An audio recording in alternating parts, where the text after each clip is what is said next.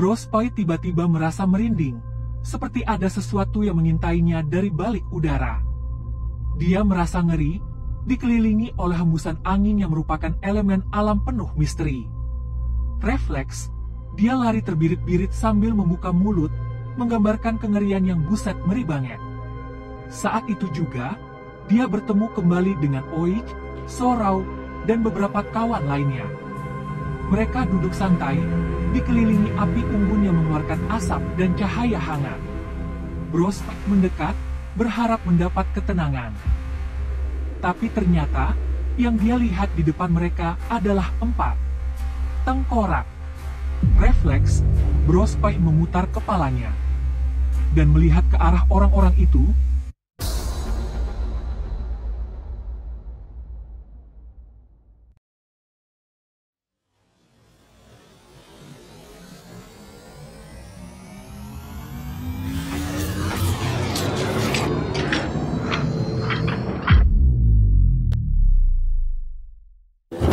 Selamat datang. Prodion S3R13S. Dibaca series. Adalah perkumpulan jalan cerita pendek. Dijalankan pakai ilustrasi bergambar. Prodion S kali ini judulnya Trio di Langit Purple. Menceritakan 3 kawan yang berseru-seru hingga bubar. Namun setelah itu, hal yang membagongkan terjadi. Tonton Prodion S. Jangan lupa like, subscribe, dan share ke kerabat kalian. Jika kalian tertarik. Di sebuah tempat yang aneh, ada 2 manusia, 1 laki-laki dan 1 perempuan. Laki-laki itu dikenal dengan nama Bros, sosok yang tenang tapi terlihat kuat. Perempuannya bernama Oich, pembawa suasana yang misterius tapi penuh pesona. Mereka berdiri di tengah langit berwarna ungu yang tampak tidak biasa. Di sekeliling mereka, tanah dan pepohonan melayang seperti di dunia mimpi. Oich mengenakan pakaian berwarna ungu muda yang tampak menyatu dengan warna langit. Sementara itu, Brospoy memakai jaket hitam yang jelas terlihat buatan tangan manusia. Keduanya saling menatap tanpa kata, seperti sedang membaca isi pikiran masing-masing. Tatapan mereka terjadi melalui mata, organ biologis penting dalam tubuh manusia. Dalam keheningan, ada rasa penasaran yang mulai tumbuh di antara mereka. Mereka terus saling pandang tanpa berkata apa-apa, menciptakan ketegangan lembut. Oich tersenyum pelan, menyiratkan rasa ingin tahu pada sosok Brospoy di depannya. Wajahnya menunjukkan ketertarikan, seolah ingin tahu siapa sebenarnya lawan tatapnya itu. Brospoy pun tak mengalihkan pandangan, membalas senyum itu dengan wajah datar. Momen itu terasa seperti awal dari sesuatu yang belum mereka mengerti. Tapi mereka ternyata mengangkat tangan dan mulai adu kekuatan. Permainan ini dikenal sebagai panco, adu otot dan tekad melalui genggaman tangan. Mereka saling menekan tangan satu sama lain dengan penuh semangat dan fokus tinggi. Wajah mereka menunjukkan keseriusan, tidak ingin kalah walau hanya sebuah permainan. Suasana jadi intens, seolah pertandingan ini menentukan sesuatu yang lebih besar. Kita mengira ini adalah bakal menjadi adegan romantis.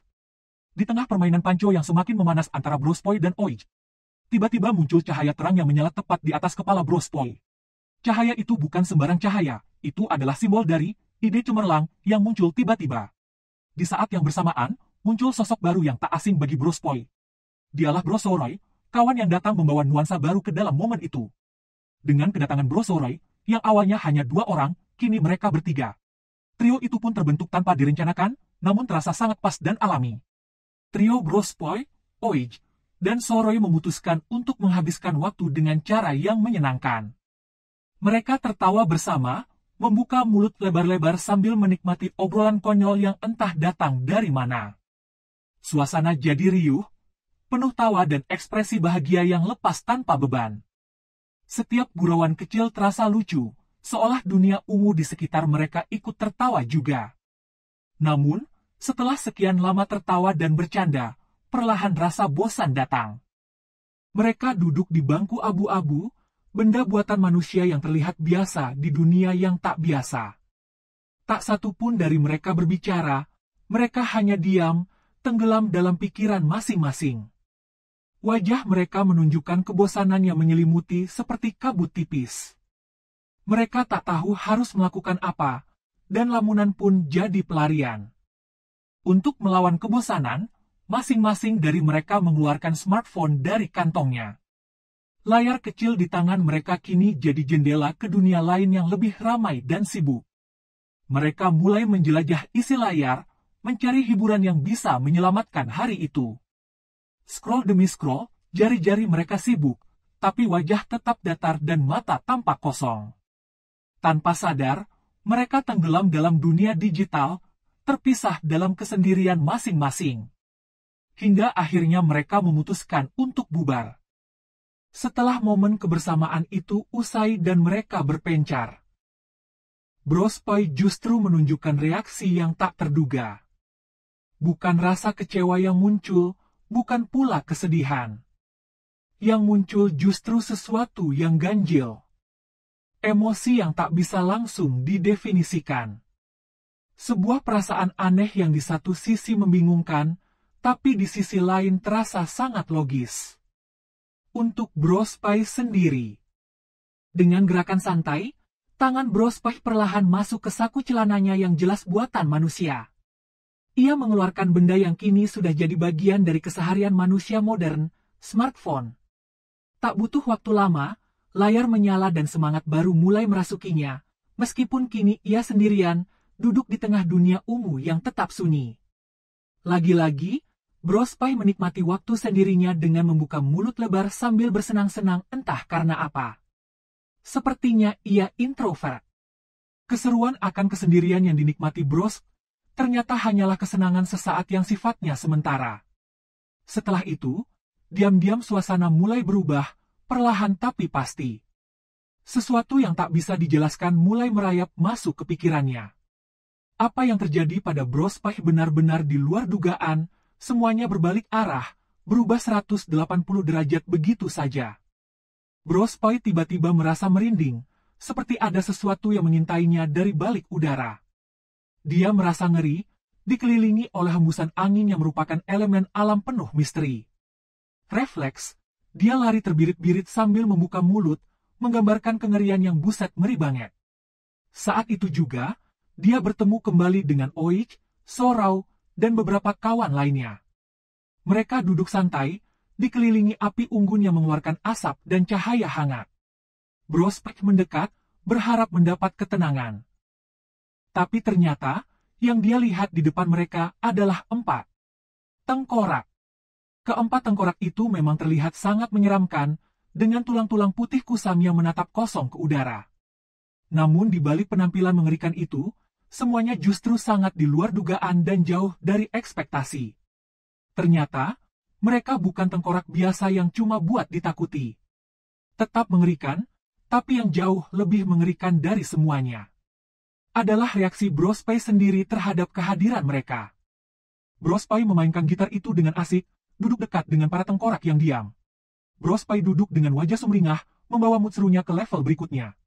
Dia menghabiskan waktu santai sambil memegang sebuah alat musik klasik bernama gitar. Memetik senar-senarnya di bawah cahaya hangat api unggun yang terus berkobar. Dengan gaya santai dan gerakan tangan yang luas. Bersenang-senang di dekat tengkorak kawan-kawannya sendiri. Apakah dia seorang psycho? Saat Bros Pai sedang asyik memetik gitar menggunakan jari-jarinya, tiba-tiba muncul sekelompok orang berjalan kaki di belakangnya, tanpa suara. Mereka semua diselimuti hitam, menyatu dengan malam yang makin mencekam. Refleks, Bros Pai memutar kepalanya. Dan melihat ke arah orang-orang itu, lalu panik dan langsung kabur terbirit-birit dengan kaki sendiri.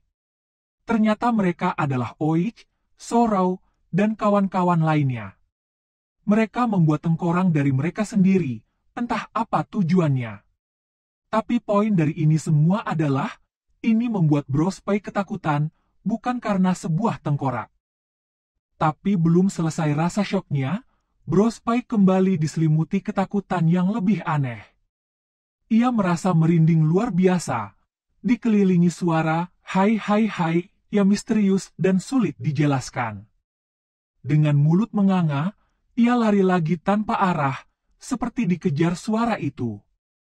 Tak jauh dari situ, dia melihat banyak orang sedang berkumpul dan nongkrong. Dengan sound system besar memutar suara dari speaker di situ. Yang ternyata sumber dari bunyi, hai hai hai.